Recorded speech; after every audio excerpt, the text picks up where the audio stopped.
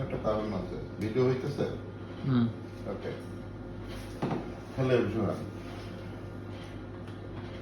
আশা করি সকলে ভালো আছেন। আমি এখন আছি আমাদের প্রগতি হসপিটাল রূপপুর ব্রাঞ্চে। এটা একটা কর্পোরেট হসপিটাল। এটা শুধুমাত্র Russian patient dedicated, only Russian পেশেন্টদের জন্য আমরা ল্যাবটা করেছি। এখানে আমাদের বায়োকেমিস্ট্রি, সেরোলজি, ইমিউনোলজি, মাইক্রোবায়োলজি এই কয়েকটা এবং প্যাথোলজি এই কয়েকটা ডিপার্টমেন্টের আমরা ডায়াগনোসিস করি এবং সেই সঙ্গে আমরা আমাদের আইপিইউতে এই পেশেন্টগুলো প্রাইমারি এবং সেকেন্ডারি লেভেলের চিকিৎসা দিই। তো আমার এই ল্যাব সম্বন্ধে অবশ্য সাধারণত সবাই অবগত না যে এই ল্যাবে অ্যাকচুয়ালি আমাদের স্থানীয় মানুষ তারা আসতে পারবে কিনা। এটা হাইলি কোয়ালিফাইড একটা ল্যাব। আমাদের মলিকুলার ডিপার্টমেন্ট খুব শীঘ্রই এখানে চালু হবে। তো এখানে আসলে আমাদের নিয়ারেস্ট রূপপুরের যারা আছে তারাও চিকিৎসা সেবা নিতে আসতে পারবে, এবং আপনার এটা একটা বিষয় যে আমাদের এখানে যে রিপোর্টের সঠিক মান নিয়ন্ত্রণের নিশ্চয়তা দেওয়া হয় সেটা খুব রিয়ার। আমরা এখানে খুবই দক্ষতার সাথে রিপোর্ট তৈরি করার চেষ্টা করি। তো সেই জায়গাটা থেকে আমরা যেহেতু এখানে ফরেনাররা আসে এবং ফরেনারদের সঠিক মান নিয়ন্ত্রণ করে তাদের চিকিৎসা সেবা দিতে হয়। তার কারণ রাশিয়াতে এই মুহূর্তে চিকিৎসা সেবা আমাদের দেশে বা এশিয়ার চাইতে অনেক উন্নত, এবং তারা এখন আমাদের রুটিন চেক আপের বাহিরে, আমরা যেটাকে রুটিন চেক আপ বলি, এইটা আমরা সংজ্ঞায়িত করেছি যে বায়োকেমিস্ট্রি এবং সেরোলজির যে টেস্টগুলো মিলায় রাশিয়াতে সেটা এখন আমাদের থেকে 10 ধাপ এগিয়ে।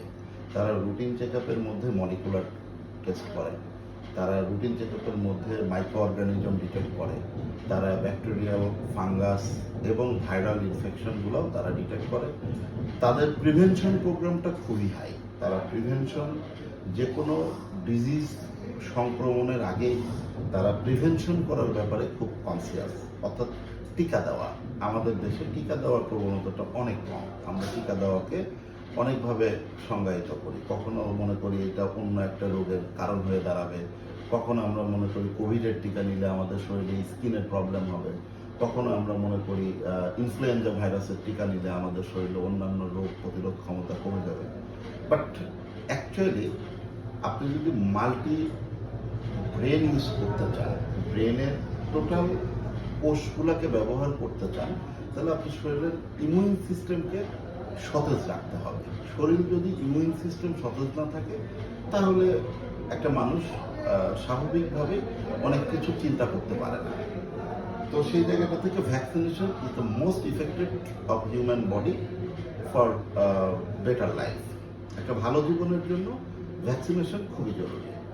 তো এরপরে আমাদেরকে এই জন্য বিভিন্ন স্ক্রিনিং করে দিতে হয়, কনফার্মেটরি স্ক্রিনিং করতে হয়, যেটার ফলে আমরা একটা পেশেন্টের স্ক্রিনিং রিপোর্টের উপর ডিপেন্ড করে তারা ভ্যাকসিনেশন নিতে পারে। লাইক HBsAg, HCV, HIV বা এই টাইপের হেপাটাইটিস যে ভাইরাস, বা স্পোর বিয়ারিং অর্গানিজমের ক্ষেত্রে যে স্পোর বিয়ারিং অর্গানিজমগুলো মানব দেহের মধ্যে সুপ্ত অবস্থায় থাকে এবং স্থানকাল পাত্রভেদে তারা সেল ডিভিশনের মাধ্যমে নিজেদের বংশ বিস্তার করে, সেই ধরনের বিভিন্ন ব্যাকটেরিয়ার বিরুদ্ধে আগে থেকেই কি কি পদক্ষেপ নেওয়া যায় এই লেভেলটাতে মূলত এই মুহূর্তে মস্কো কাজ করে বা রাশিয়া কাজ করে। তো আমরা যেহেতু রাশিয়ানদের চিকিৎসা সেবা দেওয়ার পার্টনার, রূপপুর নিউক্লিয়ার পাওয়ার প্ল্যান্টের চিকিৎসা সেবার একটা বড় পার্ট আমাদের প্রগতি হসপিটাল। আমি সপ্তাহে খুব কম এখানে আসি, বা মাসে 1-2 দিন আসি।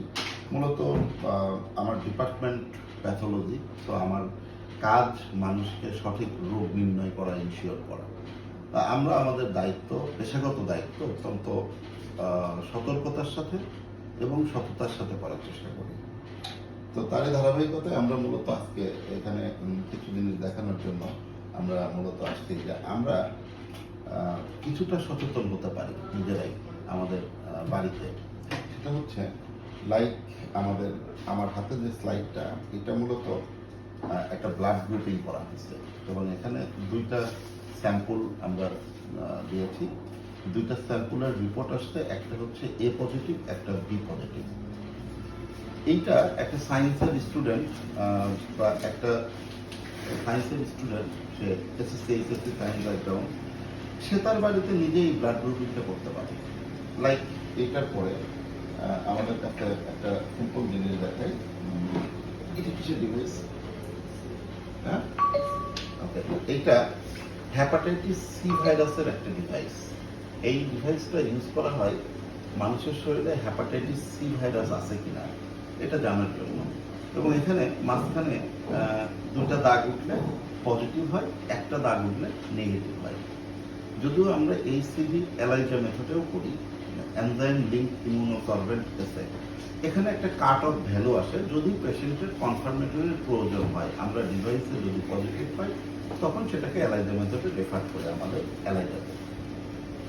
তো একটা মানুষের শরীরে হ্যাপাটাইটিস সি যদি থাকে বা এইচএসএবি হ্যাপাটাইটিস বি যদি থাকে, তার শরীরে অনেক ধরনের সমস্যা হবে। এই ভাইরাসগুলো একটা মানুষকে মৃত্যুর দ্বার প্রান্তে নিয়ে গিয়ে দাঁড় করায় দিতে পারে। এখন একটা হ্যাপাটাইটিস সি ভাইরাস ডিটেক্ট করা এটা খুব কঠিন কিছু না।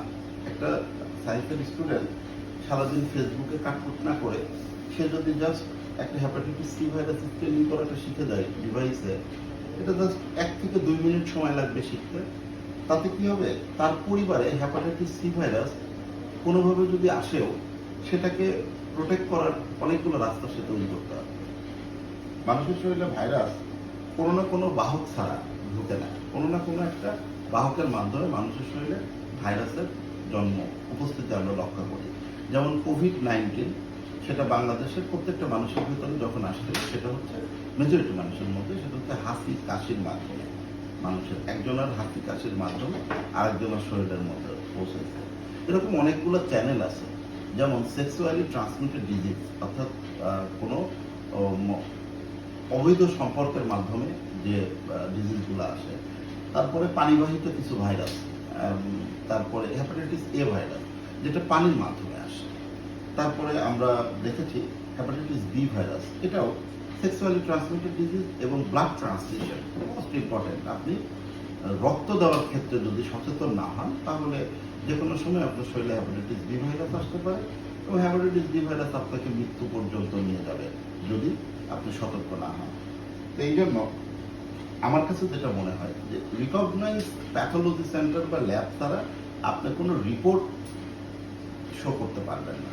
কিন্তু নিজেকে সুস্থ থাকার জন্য আপনি চাইলেই খুব ছোট ছোট কিছু কাজ, যেমন একটা ডিভাইসকে ব্যবহার করে আপনার শরীরে কোনো ভাইরাস আছে কিনা এটা জানতে পারবেন।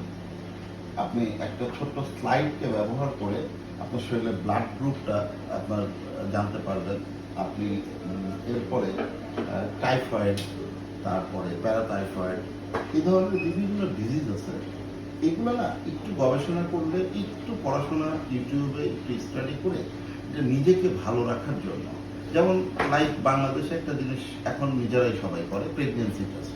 এটা কিন্তু সবাই এখন বাড়িতে একটা নির্দিষ্ট সাডেন পিরিয়ড পার হওয়ার পরে যদি মা বোনদের পিরিয়ড ঠিক মতো না আসে তখন তারা প্রেগনেন্সি টেস্ট করে এবং সেখানে 2 দাগ আসলে প্রেগনেন্সি পজিটিভ, 1 দাগ আসলে নেগেটিভ। অনুরূপভাবে আমরা কিন্তু hepatitis B, hepatitis C, hepatitis A এই ধরনের ভাইরাসগুলোকে আমরা স্ক্রিনিং করতে পারি এবং আমরা এইটা থেকে পরবর্তীতে যাতে আমাদের শরীরে না আসে এর জন্য কি কি করণীয় সেটাও আমরা জানতে পারি। তো আজকে আমার ভিডিওটার মূল উদ্দেশ্য হচ্ছে আমরা নিজেদেরকে সুস্থ রাখার জন্য কি কি করতে পারি, আর সেটা আমাদের সামাজিক জীবন, দাম্পত্য জীবন, ব্যবসায়িক জীবন বা কর্মজীবনে কতটুকু ইফেক্টেড হবে, এটা হচ্ছে আমার ভিডিওর সূচনা। আজকের এই ভিডিওর পরে আমি চেষ্টা করব এরপরে স্পেসিফিক হ্যাপাটাইটিস ভাইরাসগুলো, বিভিন্ন ভাইরাস যেটা মানুষের শরীরে আসে সেটাকে না আসার জন্য কি কি করা যায়। তো এটা হচ্ছে এর পরবর্তী ভিডিওতে আমি আপলোড করব। ধন্যবাদ।